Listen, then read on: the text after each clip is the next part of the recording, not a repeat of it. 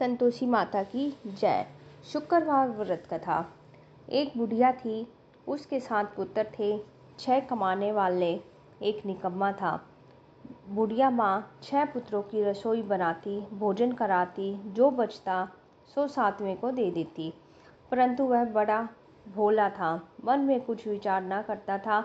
एक दिन अपनी बहू से बोला, देखो मेरी माता का मुझ पर कितना प्यार है।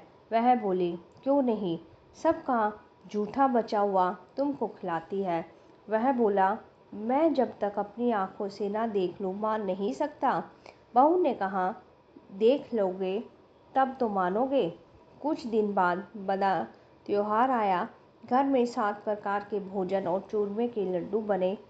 सब जांचने को सिरदर्द का बहाना कर पतला कपड़ा सिर पर ओढ़कर रसोई में सो गया। कपड़े में से सब देखता रहा। 6 भाई भोजन करने आए।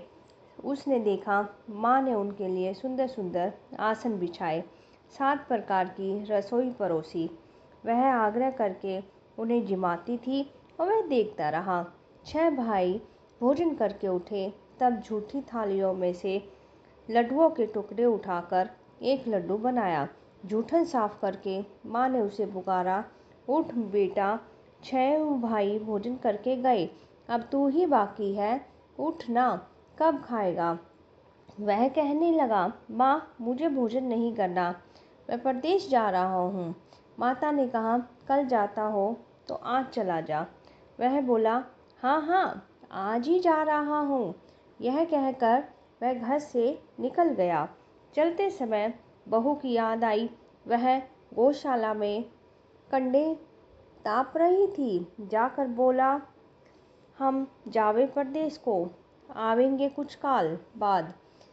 तुम रहियो संतोष से, धर्म अपने पाल। वह बोली, जाओ पिया आनंद से, हमारी सोच हटाए। राम भरोसे हम रहे, ईश्वर तुम्हारे सहाय।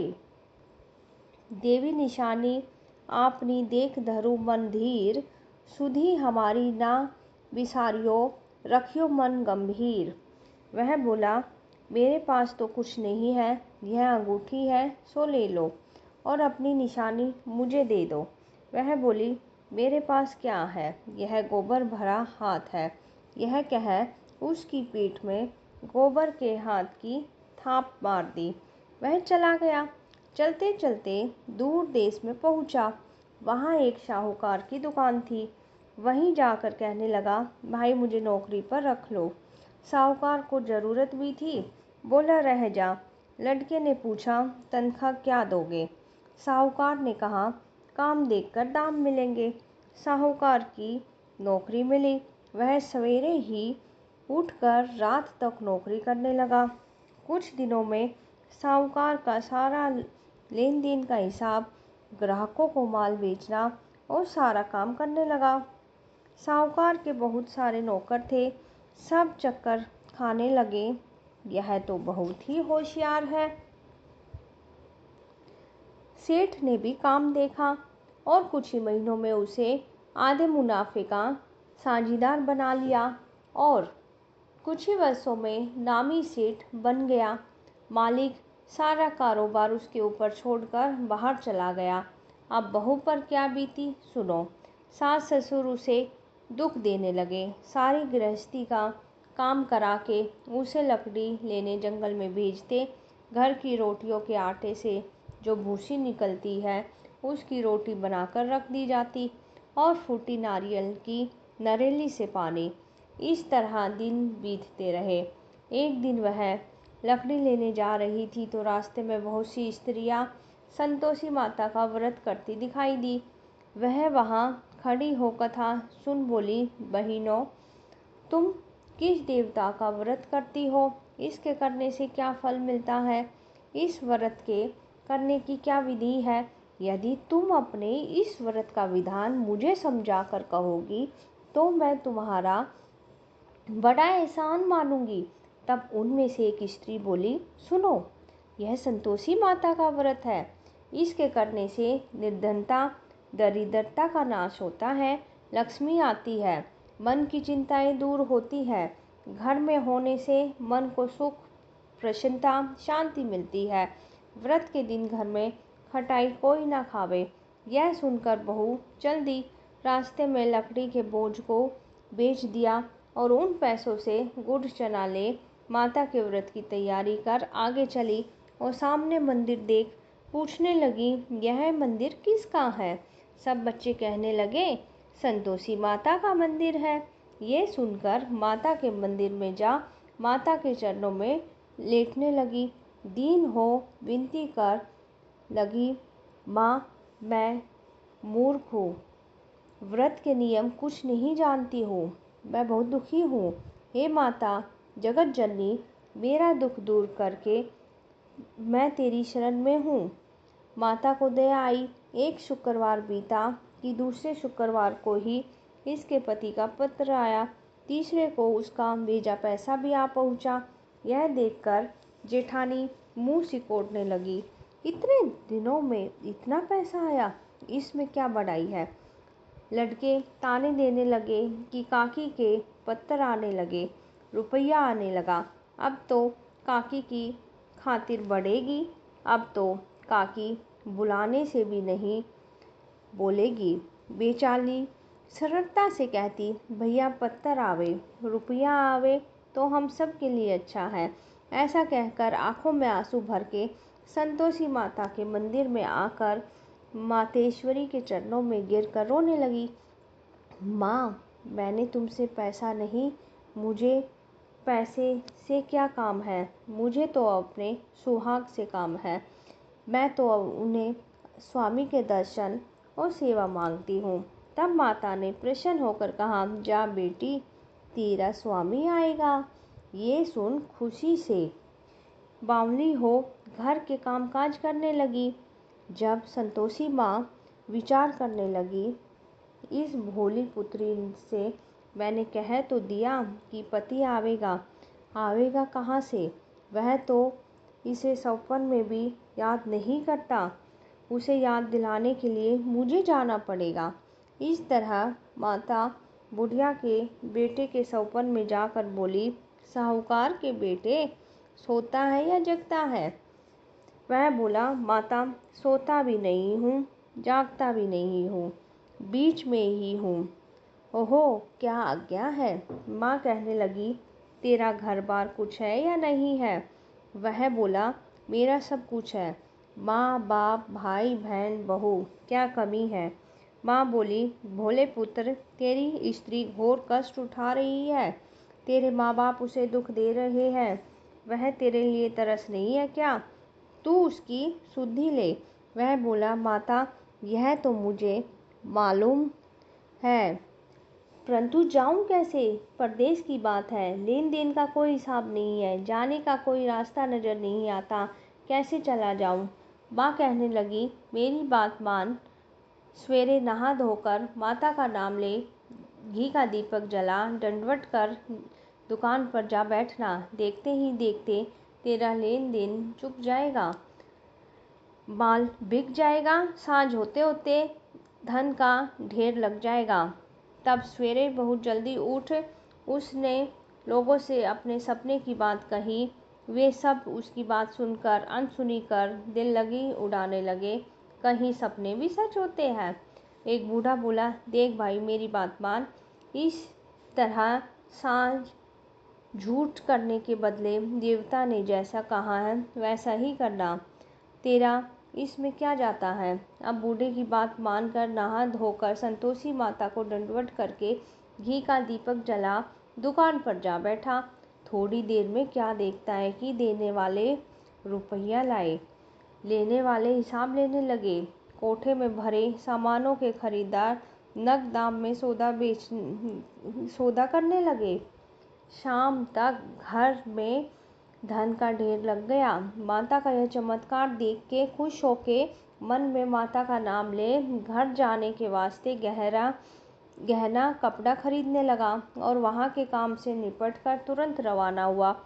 वहाँ बहू बेचारी जंगल में लकड़ियाँ लेने जाती है, लौटते वक्त माता के मंदिर में विश्राम करती है और वह तो उसका रोज रुकने का स्थान ठहरा। दूर से धूल उठती देखकर वह माता से पूछती है, हे माता, यह धूल कैसी उड़ रही है? माता कहती है, ए पुत्री, तेरा पति आ रहा है। अब तू ऐसा कर, लकड़ियों के 3 बोझ बना ले और एक नदी के किनारे रख, दूसरा मेरे मंदिर पर और तीसरा अपने सिर पर। तेरे पति को लकड़ी का गट्ठा देखकर मोह पैदा होगा, वह वहाँ रुकेंगे। नाश्ता पानी बना खाकर माँ से मिलने जाएगा। तब तू लकड़ियों का बोझा उठाकर जाना, बीच चौक के गट्ठा डाल के 3 आवाज़ें लगाना, सासू जी लकड़ियों का गट्ठा दो, भूसे की रोटी दो और नारियल के खोपड़े में पानी दो। आज मेहमान कौन आया है? माँ की बात सुन, बहुत अच्छा माता। यह कहकर प्रसन्न होकर लकड़ियों के 3 गट्ठे ले आई, एक नदी के तट पर, एक माता के मंदिर पर रखा। इतने में ही मुसाफिर आ पहुँचा। सूखी लकड़ियाँ देखकर उसके पति की इच्छा हुई कि यहीं निवास करे और भोजन बना खा पी कर गाँव जाए। इस प्रकार भोजन बना विश्राम करके वह गाँव को गया। जब वह सबसे प्रेम से मिल रहा था, उसी समय बहू सिर पर लकड़ियों का गट्ठा लिए आती। लकड़ी का बाहरी बोझ आंगन में जोर डाल के 3 आवाज़ देती है, लो सासू जी, लकड़ियों का गट्ठा लो, भूसी की रोटी दो, नारियल के खोपड़े में पानी दो। आज कौन मेहमान आया है? यह सुनकर उसकी सास आपने दिए हुए कष्टों को भुलाने हेतु कहती है, बहू ऐसा क्यों कहती है? तेरा मालिक ही आया है। आ बैठ, मीठा भात खा, भोजन कर, कपड़े गहने पहन।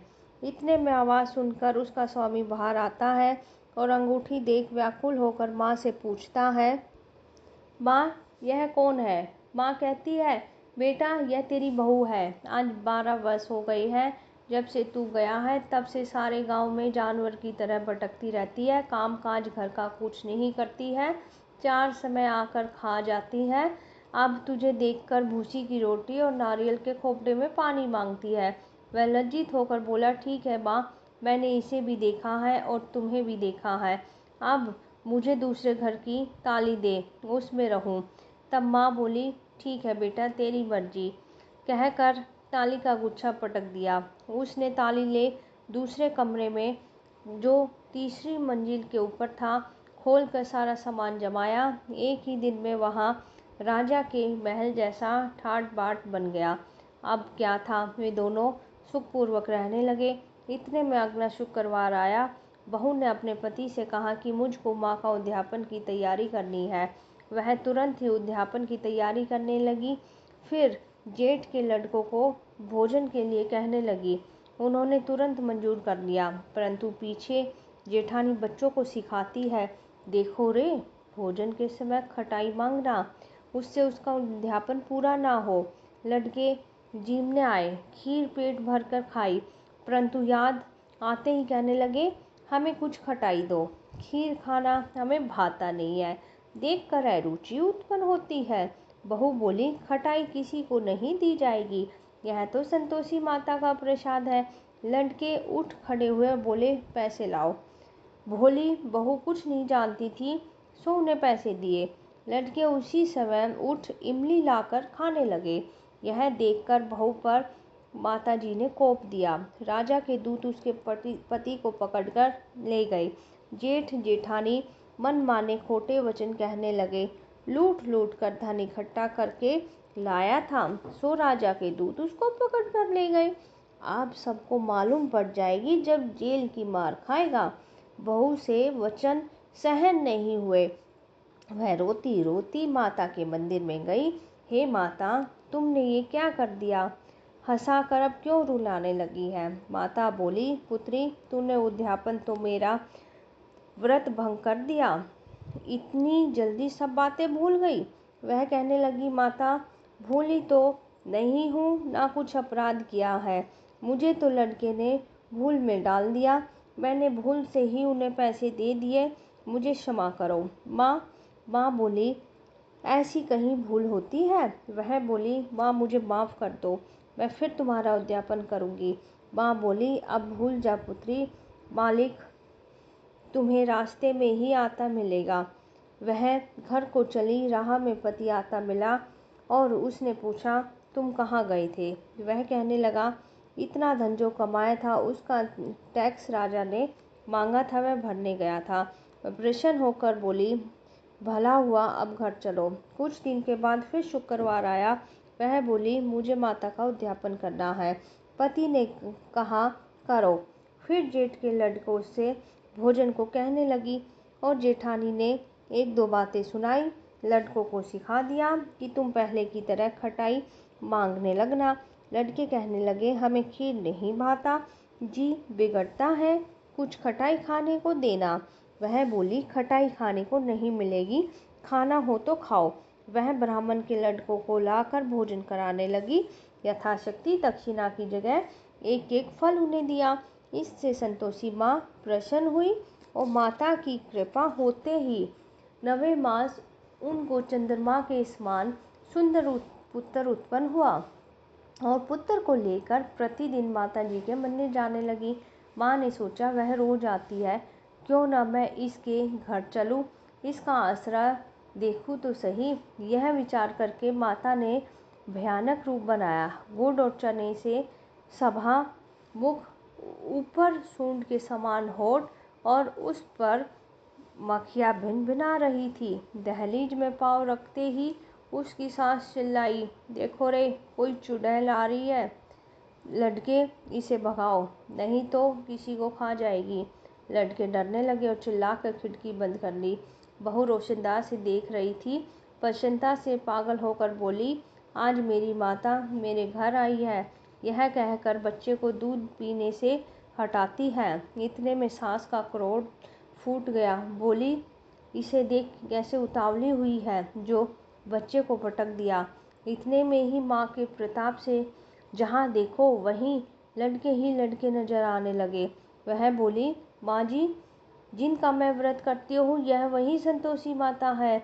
इतना कह झट से सारे घर के किवाड़ खोल देती है और सब ने माता के चरण पकड़ लिए और विनती करके कहने लगे, हे माता, हम मूर्ख हैं, हम अज्ञानी हैं, हम पापी हैं।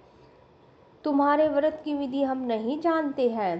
तुम्हारे व्रत भंग करके हमने अपराध किया है। हे माता, आप हमारा अपराध क्षमा करो। उसी प्रकार माता प्रसन्न हुई और माता ने बहू को जैसा फल दिया था वैसा माता सबको दे, जो पढ़े उसका मनोरथ पूर्ण हो।